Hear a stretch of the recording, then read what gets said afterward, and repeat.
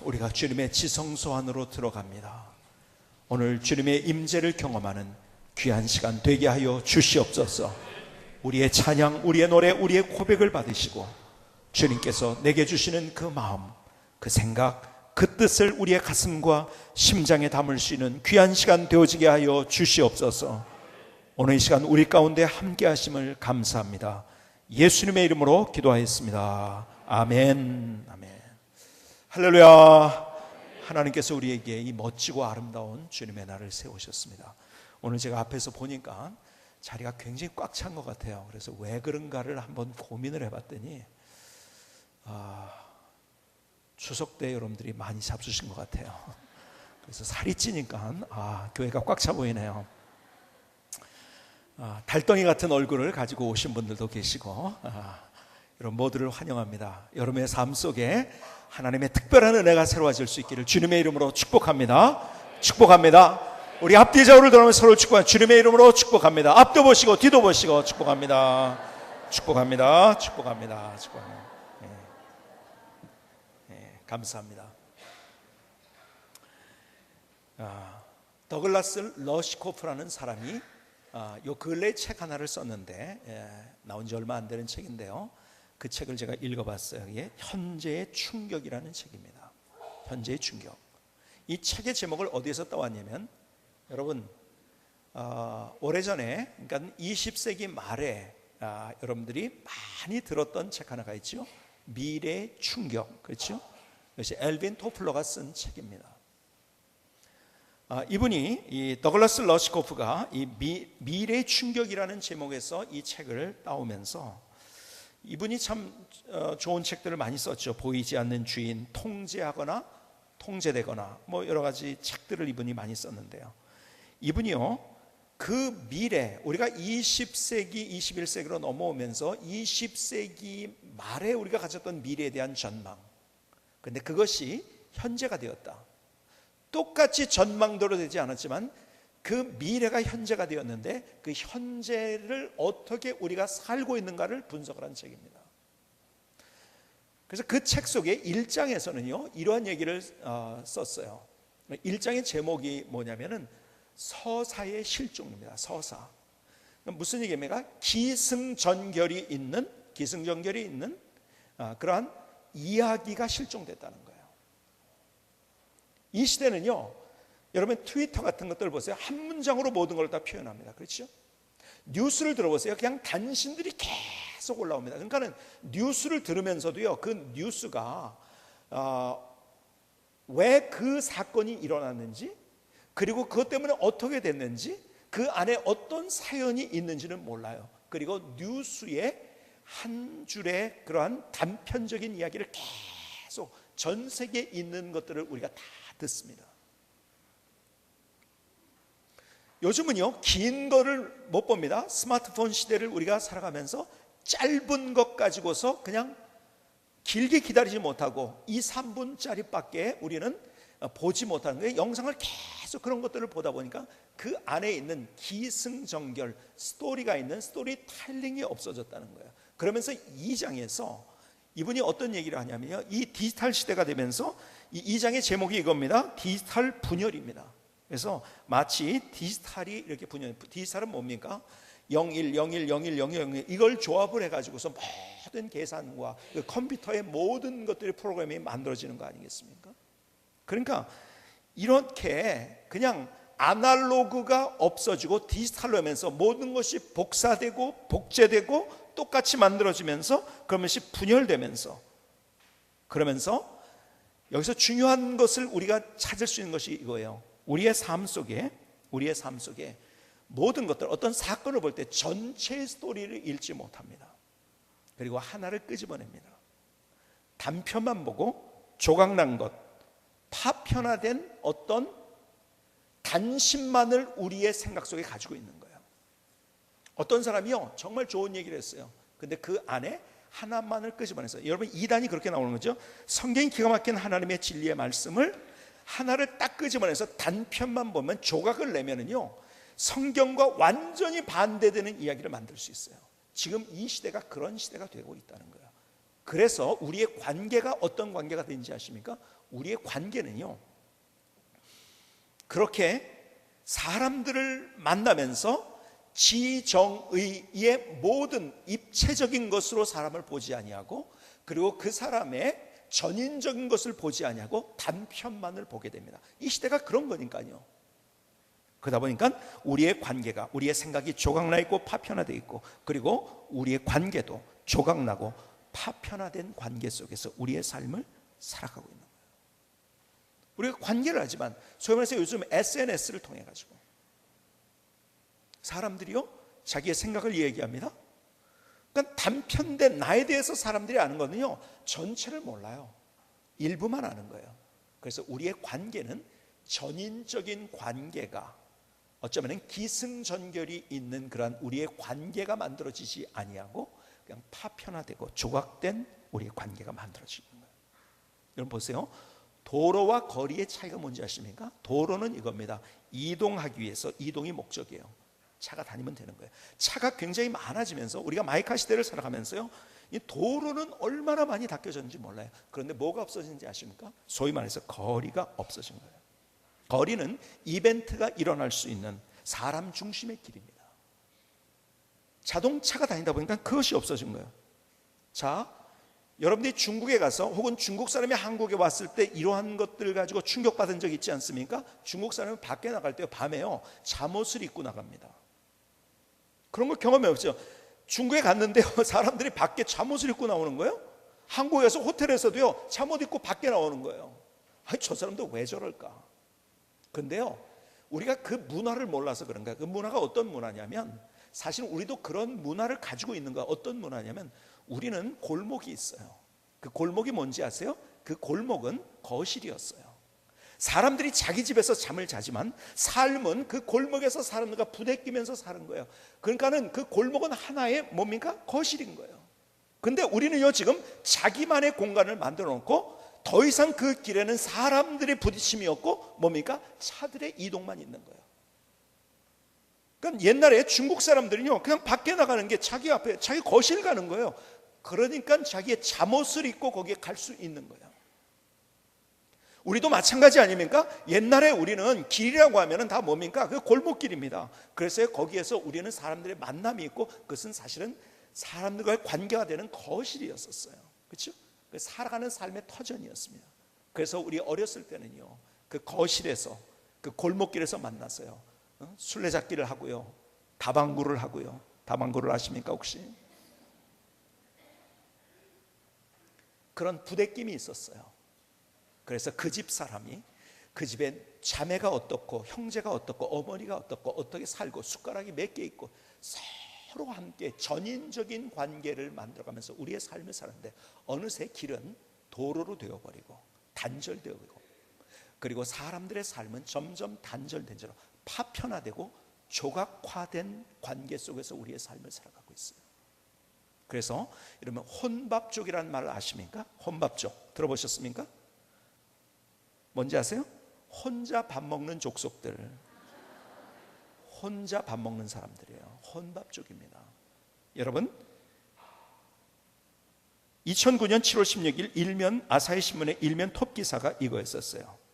헤드라인이 이겁니다. 친구가 없어 화장실에서 식사, 그리고 컴마입니다. 저기 있죠, 그 헤드라인이 그대로. 그 다음에 어떻게 되는지 아십니까? 그 다음 옆에 있는 까만 글씨는 이거예요. 혼자서 먹는 모습을 보이고 싶지 않다. 여러분, 일본에는요, 소위 말해서 혼밥족이 굉장히 많아요. 그래서 혼자 먹는데 이지매를 당할까봐, 이 사람 왕따 될까봐 내가 혼자 먹는다는 것을 가리기 위해서 어디 화장실에서 먹는 거예요. 그리고 여러분들이 일본에 가면은요, 일본 사람들, 뉴스에서도 그런 거 많이 나오죠. 일본 사람들이 식당에, 지금 식당을 어떻게 많이 개조했는지 아실까? 도서관처럼 개조해놨어요. 그래서 내가 밥을 먹어요, 양 옆에가 가려져 있어요. 혼자서, 마치 공부할 때 혼자 그 공간에 있는 것처럼 거기서 밥을 먹는 거예요. 많은 식당들이 그렇게 되고 있어요. 어느 신문에서 제가 봤는데, 맞는 건지 모르겠지만 어느 대학에 화장실 안에 이런 것이 써 있다고 하더라고요. 화장실에서 식사 금지. 뭐예요? 화장실에서 혼자 식사를 하고 있다는 거예요. 왜? 밥 먹는 거 혼자 먹는 거를 보이기 싫으니까요. 혼자는 먹어야 되는데. 같이 먹을 사람이 없는데. 그래서 화장실이 이제는요 여러 용도로 사용되는데 그 중에 하나가 이제는 식당으로 사용돼요. 왜? 혼자만의 공간이 되니까요. 지금 이 시대가 물질적으로는 어느 시대보다 풍요로운 시대를 우리가 살고 있지만, 그러나 여러분이 잘 아는 대로 행복 지수는 점점 낮아지고 사람들은 더 불안해하고 사람들은 더 우울해하고. 왜 그런지 아십니까? 누누이 여러분들에게 말씀드리지만 우리의 행복은 소유가 아닙니다. 소유 때문에 행복해지는 거 아니에요. 계속 말씀드리죠. 내가 1조 원을 벌었어. 한 끼 식당으로 내가 100만 원짜리 있는지 모르겠지만 내가 100만 원짜리 식사를 한다고 해봐요. 혼자 먹는 인생 불행한 인생이죠. 비참한 인생이에요. 불행한 게 아니라. 그런데요, 내가 가진 것 없어도 그러나 함께 어울려서 국수 한 그릇 가지고 같이 함께 먹을 수 있는 사람, 정담을 나누며 이야기의 꽃을 피며 함께 할 수 있는 그 사람이 진짜 행복한 거예요. 근데 보세요, 사람들은 그럼에도 불구하고 무엇을 향해서 무수히 에너지를 쏟고 있는지 아십니까? 소유를 위해서, 높이를 위해서 그렇게 애를 쓰고 있어요. 에너지의 대부분을 거기에 소모합니다. 그러다 보니까 어떻게 되죠? 혼밥 쪽에 나오는 거죠. 그렇게 되니까는 단절되는 거죠. 관계가 파편화되는 거죠. 관계가 안 되니까요. 우리 에너지를 소유와 높이를 위해서만 사용하다 보면 관계를 할 때 하는 에너지는 우리가 쓸 수가 없는 거예요. 왜? 이미 에너지를 다 써야 될 에너지를 썼으니까요. 그래서 관계가 깨어진 이 시대, 사람들은 더 불행하게 생각하는 거예요. 더 우울해지는 거예요. 행복 지수가 낮아지고 있는 거예요. 여러분 보세요. 밥을 먹는 것은 함께 먹는 거예요. 그렇죠? 김지하의 밥이 하늘입니다라는 시를 들어보신 적이 있습니까? 밥이 하늘입니다. 하늘을 혼자서 못 가지듯이 밥은 서로 나눠 먹는 것. 밥이 하늘입니다. 하늘의 별을 함께 보듯이 밥은 여럿이 같이 먹는 것. 밥이 하늘입니다. 밥이 입으로 들어갈 때 하늘을 몸속에 모시는 것. 밥이 하늘입니다. 아, 밥은 모두 서로 나눠 먹는 것. 근데 이게 없어졌다는 거예요.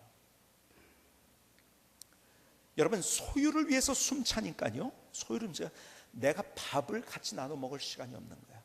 아니, 여기서 얘기하는 의미 중에 하나는 내가 다른 사람을 나눠줄 시간도 없는 거예요.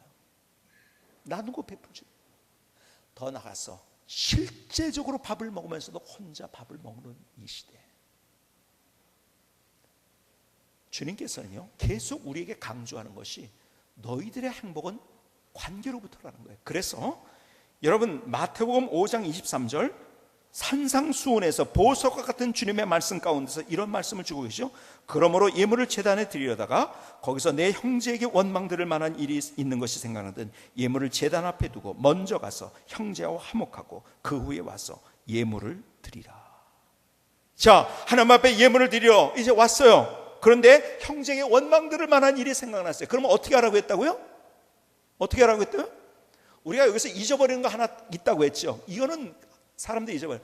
예물을 제단 앞에 두고 그거 가져가지 말고 다시 올 거니까 놔두라는 거예요. 왜 그런지 아세요? 여러분, 여기에 기가 막힌 주님의 메시지가 있는 거예요. 우리가 너무 소유만을 붙들고 있다는 거예요. 그리고 두고 가서 형제와 화목하고 와서 예물을 드려라. 여기에서 주님께서 이런 말씀을 더 쉽게 이 말을 푸른 다음에 이런 말을, 너 왜 이렇게 소유만을 위해서 급급해하고 있느냐? 아니다. 관계가 더 중요하다. 너 진짜 나를 믿고 있어? 너 진짜 믿는다면, 나를 섬긴다면 다른 거 아니야. 관계가 먼저 회복돼야 돼. 너 관계부터 회복하고 와서 너 그거 드려야 돼. 소유에만 급급하고 거기에 에너지를 쏟고 있는 우리를 향해서 그거 좀 내려놔라. 그리고 관계를 먼저 회복해야 된다. 주님께서 산상수훈, 뭡니까? 보석과 같은 하나님의 말씀. 그래서 주님의 말씀을 산상수훈이라고 하는 거예요. 보훈이라고 하는 거예요. 소유를 위해서 쏟는 에너지를 좀 내려놓고 그 에너지를 관계를 위해서 좀 써라. 예수님께서 기도하신 장면이 성경에 수없이 많이 등장을 합니다. 그런데요, 예수님이 기도할 때 어떤 기도를 하셨는지는 구체적으로, 제일 구체적인 건 요한복음 17장이에요. 요한복음 17장에 주님이 어떤 기도를 하셨는지 여러분 보세요. 기도하실 때 계속 반복적인 기도가 이거예요. 아버지와 아들과 성령이 하나 된 것처럼 저희들도 하나가 되게 하옵소서. 삼위일체 하나님이 하나 되신 것처럼, 다 다른 삼위가 하나 된 것처럼 저들도 그렇게 하나 되게 하옵소서. 주님의 가슴에 끓고 있었던 주님의 마음이 뭔지 아세요? 우리가 하나 되는 거예요. 함께 하는 거예요. 우리의 관계가 회복되는 거예요. 자, 그런데 보세요. 그렇다면 왜 우리의 관계가 자꾸 깨어지고 관계가 단절되고 관계가 파편화되고 조각나는지 아십니까? 가장 중요한 이유가 이거예요. 합리성만을 쫓는 우리의 모습 때문에. 합리성. 여러분, 합리적인 것으로 따진다면, 합리성으로 따진다면 기계가, 컴퓨터가 인간보다 훨씬 더 합리적이고 더 합리적이기 때문에 인간보다 뛰어납니까? 여러분, 모든 걸 사람들이 합리적으로 봐. 그래서 합리주의를 얘기합니다. 제가 여러분에게 말씀드린 건, 저는 항상 균형을 얘기합니다. 저는 극단에 치우치면 안 돼요. 이것이 주님의 말씀이에요. 합리적으로 생각하지 말라는 얘기하는 거 아닙니다. 여러분 오해하지 마시기 바랍니다. 그런데 문제는 뭐냐면 우리의 합리주의의 함정에 빠져 있다는 거예요. 주의가 되면 그것은 이데올로기가 되는 거예요. 그게 안 된다는 거예요.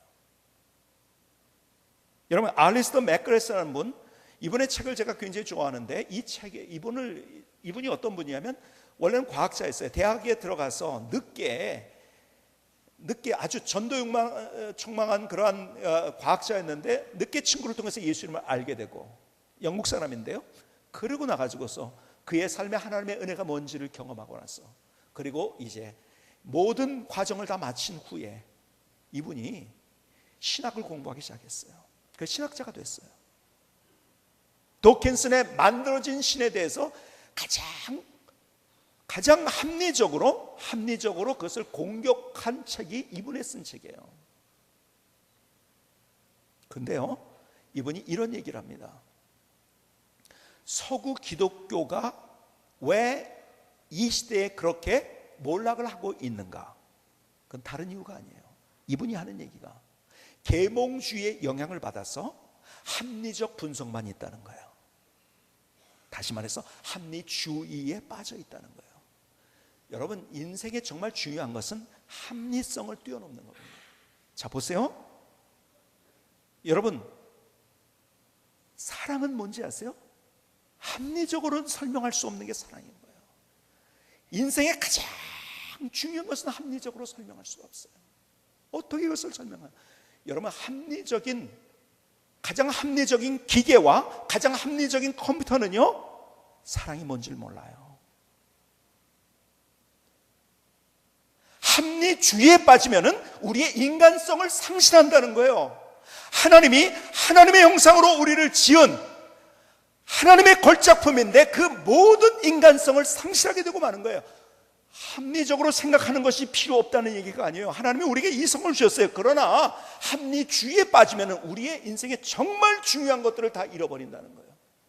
그런데 그 합리주의에 빠져서 계산을 합니다. 2 빼기 1은 1. 제가요, 사진을 찍을 때 하도들 안 웃어가지고서 제가 이 웃는 표정으로 찍게 하려고 이렇게 합니다. 이렇게 1 더하기 1은 2 하면 어떻게 돼요? 웃잖아요. 그렇지? 웃는 모습이 되잖아요. 또 4 빼기 2는 2. 제가 답을 하라고 그러고서 사진을 찍어요. 여러분, 이런 수학적인 계산으로 인생을 사는 게 아니에요. 여러분, 사고 팔 때 내가 그런 계산을 해야 되지만은 그 합리주의의 함정에 빠져서는 우리는 아무것도 못한다는 거예요. 우리의 인간성을 다 잃어버리게 된다는 거예요. 근데 우리가 이 시대를 살아가면서 점점 사람들이 소위 말해서 정이 없어진다고 하죠. 그렇죠? 정은 뭔지 아세요? 합리적인 것으로 설명할 수 없는 것이 정입니다. 근데 우리의 삶 속에서 너무 합리적으로 네가 이랬어, 나는 이래, 이에는 이, 눈에는 눈, 그렇게 하면서 우리의 삶을 살아가고 있어요. 여러분, 주님께서 이런 말씀하셨죠? 계속해서 아까 마태복음 5장에 있는 이야기를 산상순이하고 5장 41절에 이런 얘기를 하셔요. 누구든 너를 억지로 오리를 가면 그 사람과 어떻게 해요? 심리를 동행하고. 무슨 말? 오리만 가면 돼요. 그렇죠? 그 합리적인 거예요. 오리 가자고 했으니까. 근데 심리가 그건 합리성을 뛰어넘는 인생을 살아라는 거예요. 합리주의를 넘어서지 않으면은 하나님의 기적이 뭔지 모르는 거예요. 여러분 하나님의 기적, 하나님의 능력은 어떻게? 합리주의, 이성적인 합리주의를 우리가 넘어설 때 하나님의 기적을 경험할 수 있는 거예요. 근데요, 나 스스로를 계산을 하면서 기계로 만들고 있어요. 컴퓨터로 만들고 있어요. 여기서도 불행이 시작되는 거예요. 관계가 깨어지는 거예요. 내가 합리적으로 생각하니까요, 다름을 인정하지 않아요. 그렇죠? 다름. 우리 교회 첫 번째 영성 뭐예요? 4가지 영성. 이것을 위해서 항상 우리가 기도하는데 첫 번째 영성 뭐예요? 용서와 용납. 다른 것을 인정해 주면 다 달라요. 어떻게 똑같습니까? 한국 사람들이요, 이 단일 민족이라고 하는 것, 이것 때문에요, 참 사실은 단일 민족은 아니에요. 정확하게 DNA를 검사해 보면 사실은 단일 민족이 아니에요. 얼마 전에 제가 책을 보다 보니까 일본 사람들을 조사해 보니까요, 일본 사람들의 DNA 중에서 24%가 한국 사람, 25%가 중국 사람이더라고요. 아세요? 일본 사람들도 자기 뭐 다른 적이 있지만 단일 민족같이 그렇게 생각을 하거든요. 근데 아니거든요. 근데 우리는 특히 한국은요, 대한민국은 이 단일 민족인데 우리는 똑같지 않으면 견디지를 못해요. 그래서 외국 사람들이 와서 하는 얘기가 뭐냐면, 사람들이 많이 걸어 다니는데, 예를 들어 명동이다 어디 뭐 강남에 어디다 뭐 이렇게 해가지고 다니는 걸 보면 뒷모습을 보면은요, 헤어스타일부터 머리핀까지, 그리고 뒤에 옷, 그리고 스타일, 그 다음에 어떤 스타킹을 신었느냐, 어떤 구두를 이것까지 똑같다는 거예요. 아니 어떻게 다 그렇게 똑같냐고. 그래서 제가 그랬어요. 뒤만 똑같은 게 아니라 요즘은 앞까지 다 똑같다고. 앞까지 다 똑같아요. 똑같지 않으면 견디지 못해요. 우리나라 음악은 소위 말해서 단성 음악입니다. 그렇죠? 그냥 화음이 없어요. 그냥 단성 음악입니다. 그러니까 다른 음이 나오면 그것은 틀린 거예요. 그렇죠? 근데요, 우리가 지금 여기 찬양대가 찬양을 했지만 이게 뭐니까 화음 아닙니까? 도가 있어요. 그런데요, 미를 합니다. 또 다른 사람은 솔을 합니다. 그래서 도, 미, 솔 하면은 그걸 몇 도화음이라고 하죠? 1도화음. 음악 시간에 배웠던 거 기억나십니까? 화음이 나서 정말 아름다운 소리가 나는 거예요. 그렇죠? 여러분, 이게요, 다른 것이 하나 됐을 때 그 아름다움은요, 하나의 아름다움과 비교할 수 없는 거예요. 그렇죠? 근데 우리는요, 나랑 똑같지 않으면 틀렸다고 얘기하는 거예요. 사람들은요, 뭐 예를 들어서 교회 안에서도 그런 거죠. 교회 안에서 내가 교사를 하면 교사 안 하는 사람들은 다 일 안 하는 것 같아. 내가 찬양대를 하면 찬양대 안 하는 사람은 일 안 하는 거. 내가 청소를 하면 청소 안 하는 사람은 일 안 하는 것 같아. 내가 어떤 부서에서 뭘 하면 그거 안 하는 사람은 일 안 하는. 왜 저 사람은 안 할까? 그래서 아니에요. 다른 데서 다 열심히. 어떤 사람은요, 교회 밖에서 신우회나 또 다른 어떤 일에 정말 하나님의 부르신 그룹에 대해서 교회에서 뿐만 아니라 밖에서 일하는 사람도 있어요. 근데 나와 똑같지 않다고. 저 사람은 왜 저럴까? 그 다름을 인정하지 않으면 내가 하면서 나는 하는데 저 사람 안 하는 것 같으면 화가 나는 거예요. 그렇지? 아니요, 다 달라요. 저에게 이런 것을 가끔 말씀하시는 분이 있어요. 목사님이 맞다고 생각하면 그냥 끌고 가지. 뭘 그렇게 의견을 듣고 뭐 이러면서 저기 합니까? 그냥 좀 이렇게 그냥 막 밀고 가세요. 여러분, 그건 뭔지 아십니까? 그것은 획일적인 것을 요구하는 거예요. 그것은 다양성이 존중되지 않고, 교회에서 다양성이 존중되지 않으면 이것은 뭡니까? 전제주의가 되는 거고요. 그리고요, 이것은요, 하나님 앞에서 이 잘못된 건 이게요, 하나의 획일적인 것으로 가면은 그것이, 여러분 보세요, 역사도 그런 것이 역사를 망친 거예요. 교회도 그런 것이 교회를 망치게 됩니다. 그 안에는요, 다양성이 엮어져 있어야 되는 거예요. 여러분, 옥수수가요, 알갱이가 다 똑같은 것 같죠? 자세히 보면요, 100이면 100개 다 틀립니다. 하다못해 옥수수 알갱이마저 다 틀린대요. 나는 내가 이러니까 저 사람은 왜 저렇게 안 하지? 나같이 안 해요. 다른 거예요. 그러니까 합리적으로 내가 계산을 하다 보면요, 다른 것이 인정이 안 되는 거예요. 나는 이렇게 했는데 너는 왜 이렇게 안 해? 그렇게 되는 거죠. 부부간에도 그런 거죠. 나는 이렇게 했는데 너는 왜 이렇게 안 해? 이거 합리적으로 따지게 되면 거기서부터 문제가 되는 거죠. 여러분 근데 보세요. 그 합리적인 것이 굉장히 자기 프레임에 갇혀 있으면 그것이 뭐가 되는지, 내 말만 맞다고 하는 거예요. 다른 방법은 다 틀렸어. 내 말이 맞아. 그래서 내 말이 맞다고 극단적으로 가는 것을 뭐라고 하는지 아십니까? 그것을 한 단어로 표현하는데 그것을 교만이라고 합니다. 하나님 앞에서 내 말이 맞대요. 하나님 말이 안 맞고, 하나님 이거 왜 이렇게 되냐고. 교만인 거예요. 사람들과 관계 속의 교만인 거예요. 합리주의의 종착역은 교만입니다. 그래서 관계가 깨지는 거예요. 내 프레임에 상대를 집어넣으니까 안 되는 거예요. 그러기에 오늘 주님께서 오늘 본문의 말씀을 통해서 우리에게 주시는 정말 기가 막힌 주님의 진리가 있어요. 디모데전서 5장 1절과 2절을 다시 보실까요? 늙은이를 꾸짖지 말고 권하되 아버지에게 하듯하며 젊은이에게는 형제에게 하듯하고 늙은 여자에게는 어머니에게 하듯하며 젊은 여자에게는 온전히 깨끗함으로 자매에게 하듯하라. 자, 무슨 말인지 아십니까?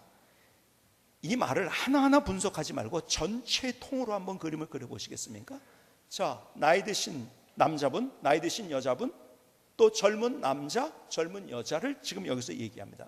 그런데 나이 드신 남자분에게는 아버지에 하듯하고, 나이 드신 여자분에게는 어머니에게 하듯하고, 그 다음에 젊은 남자에게는 형제에게 하듯하고, 그리고 젊은 여자에게는 자매에게 하듯하고. 무슨 얘기를 지금 하고 있는지 아시겠죠? 너희들의 관계는 가족의 관계로 만들어 가야 된다는 거예요. 여러분, 이 말은 또 다른 말로 무슨 말인지 아십니까? 가족의 관계는 합리성을 뛰어넘는 것이 가족의 관계예요. 그렇죠? 여러분, 가족들이, 여러분의 자녀들이 예를 들어서 지금까지 혹시 이런 분 계십니까? 자녀들이 지금까지 몇 끼를 먹었고, 이게 자라게까지 하는 몇 끼를 먹었고, 그 다음에 그 몇 끼마다 값이 어느 정도 들어갔고, 그 다음에 옷을 얼만큼 입혀가지고 옷값이 얼마가 들어갔고 주거비가 얼마나 들어갔고, 그래가지고 계산해가지고 이제까지 매일 쓰고 계신 분이 있습니까? 그런 분 없어요. 그렇죠? 왜요? 가족이기 때문에. 남이면은요, 500원 빌렸어? 그럼 500원 줘. 네가 한 끼 샀어? 그럼 나도 한 끼 사. 네가 이렇게 했어? 나도 이렇게 해. 남은 이렇게 합니다. 그런데 가족은 그렇게 하지 않습니다. 무슨 얘기인지 아세요? 가족의 관계는 합리성을 뛰어넘는 관계라는 거예요. 앞서 말씀드렸죠? 사랑이라는 게 뭡니까? 합리성을 뛰어넘는 거예요. 너희들의 인생을 살면서 그 관계가 어떤 관계가 되는지 아시냐? 합리성을 뛰어넘는 관계, 계산하지 않는 관계가 되어야 된다는 거예요.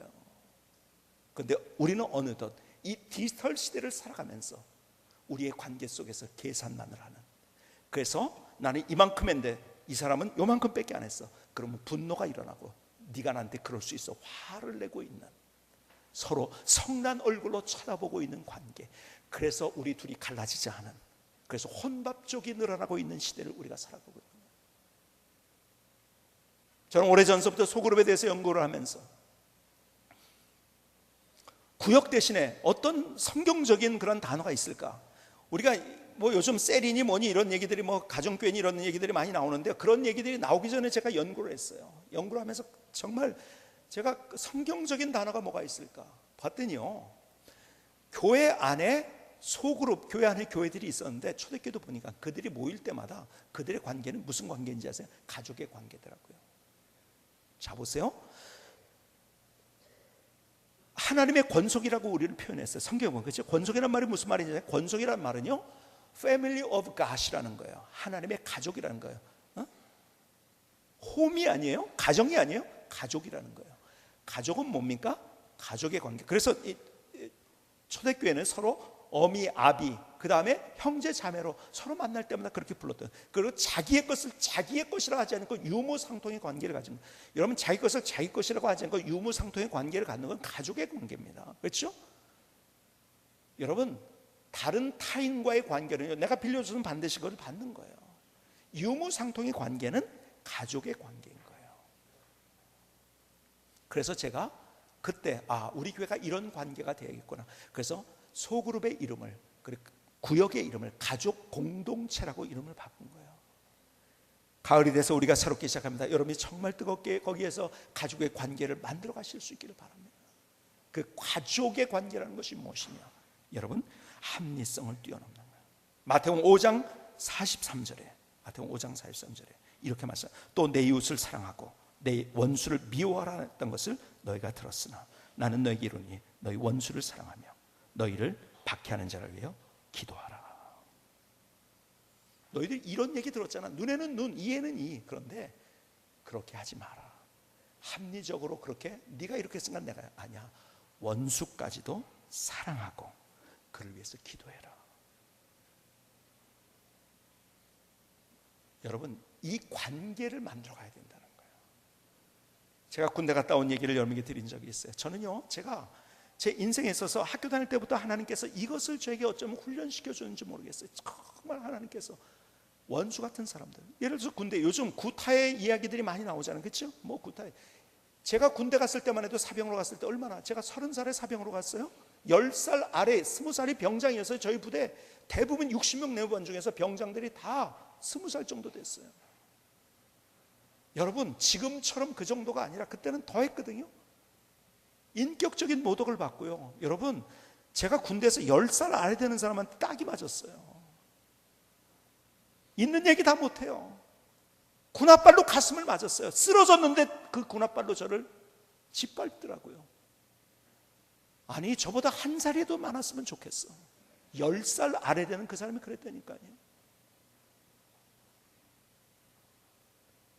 네가 나한테 이럴 수 있어?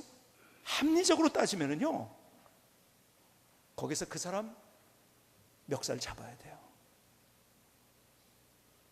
근데 주님께서 또 주님 바라보게 하시더라고요. 한 번도 그 사람들에게 네가 나한테 이럴 수 있어 그러지 않았어요. 그런데요, 그 사람들이 저에게 와가지고 무릎 꿇고 울면서 잘못했습니다, 용서해 주세요. 사람이 변화되는 것만큼 큰 기적이 있을까요? 제가 합리적으로 네가 눈, 나도 눈, 네가 입, 나도 입, 내가 그랬다고 한다면 그때 나쁜 놈 하나 있다고 생각하면서 내가 그냥 그렇게 분노 속에서 살고 있었을 거예요. 그런데요, 눈에는 눈, 이에는 이하지 않았기 때문에, 합리적인 계산으로 그 사람을 바라보지 않았기 때문에 하나님께서 거기에서 기적이 뭔지, 그리고 한 명도 예수 믿지 않던 60명의 내부원 전체가 다 예수 믿는 기적이 일어났던 거예요. 너무 우리는 합리주의에 물들어 있어요. 네가 나한테 그래? 이제는 부부간에도 그래요. 이제는 부부 자녀간에도 그런, 네가 나한테 나도 이렇게 한다. 참, 어떻게 이런 세대가 되고 있을까? 그래서 주님께서 오늘 이 말세를 이야기하면서 자기만을 사랑하는 시대라고 얘기하지 않았습니까? 합리주의에 덫에 갇혀서 자기만을 사랑하고 내 것을 잃어버릴까 봐 조바심하면서 소유만을 붙들고 주목을 주면서 어쩔 줄 몰라하는 시대, 그럴수록 더 불안하고 더 우울해지는 그런 시대 아니에요. 주님께서 믿음으로 산다는 것은 다른 게 아니라고, 합리주의의 함정에서 다시 빠져나오는 것이라고. 십자가 그것이 아닙니까?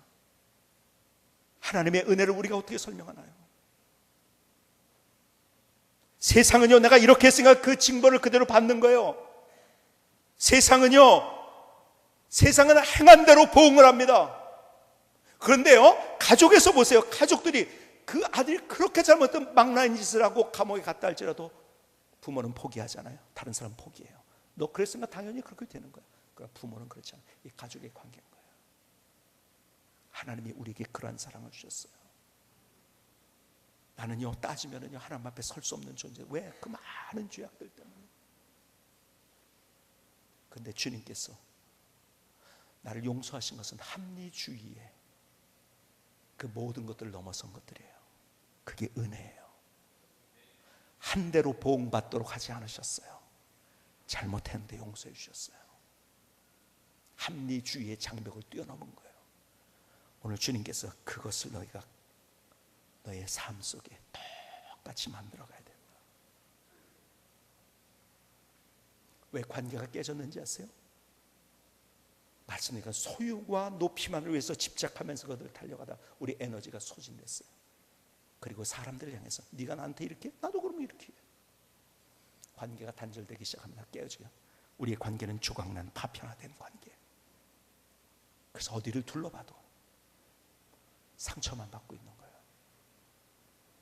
오늘 주님께서, 주님이 내게 먼저 손을 내밀어 주셨듯이 주님께서 우리에게 말씀하세요. 네가 합리주의의 장벽을 넘어서서 먼저 손을 내밀어야 된다. 김승희 성사님의 찬양을 들으시겠습니다.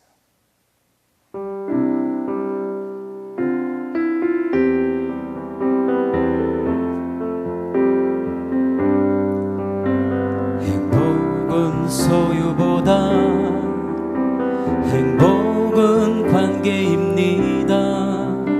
서로의 다름을 인정하고 용서하고 용납해요. 홀로 외롭게 있나요?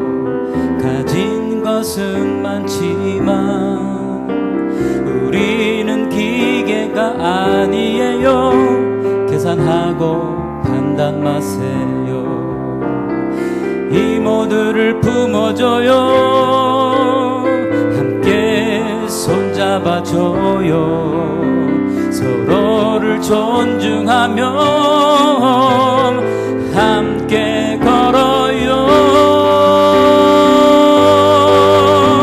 십자가의 그 사랑으로 우리 사랑해요.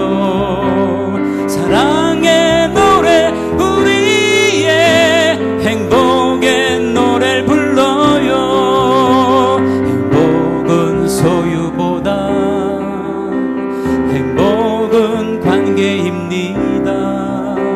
서로의 다름을 인정하고 용서하고 용납해요.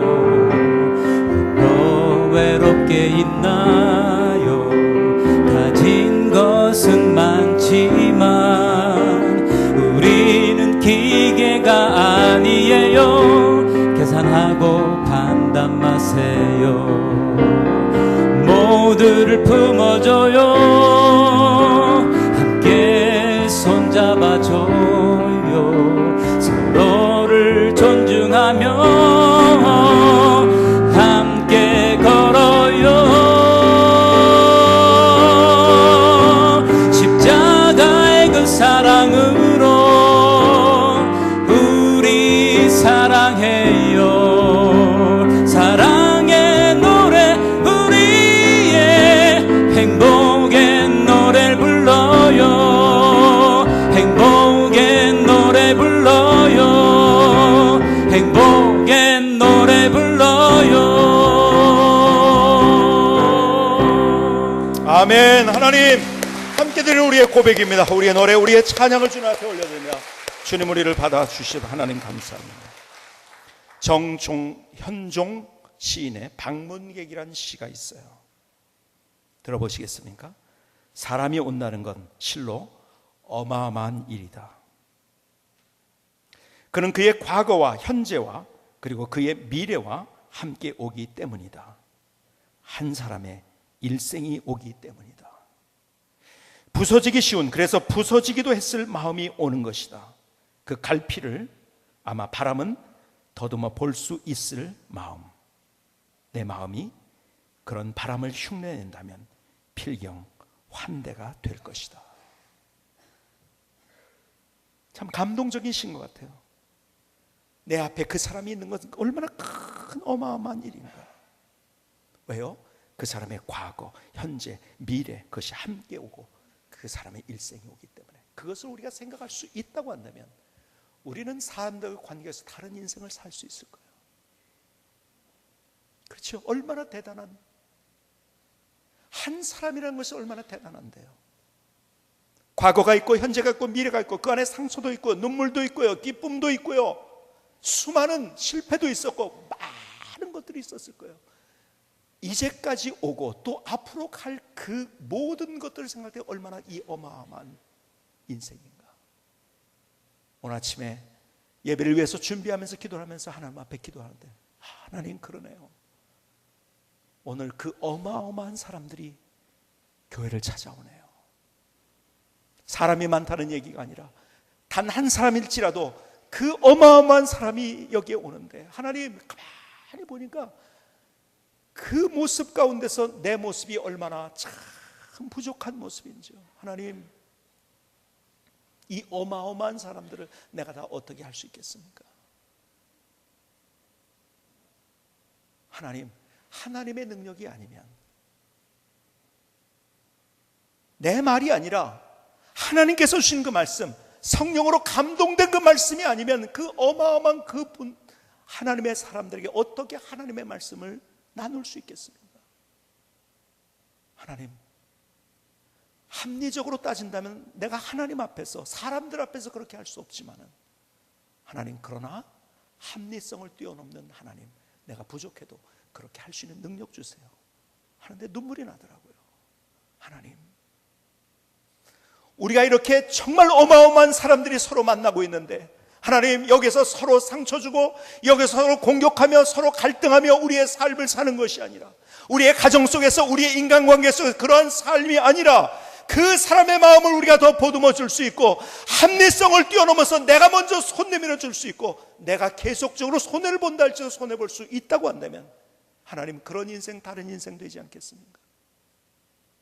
거기서 하나님의 기적을 경험하는 거예요. 합리적 계산 속에는 기적이라는 것이 없어요. 그러나 합리성을 뛰어넘을 때 그것이 믿음이고 그것이 기적인 거예요. 오늘 하나님께서 저와 우리 모두에게 들려주시는 그 음성을 들을 수 있기를 주님의 이름으로 축복합니다. 기도하시겠습니다.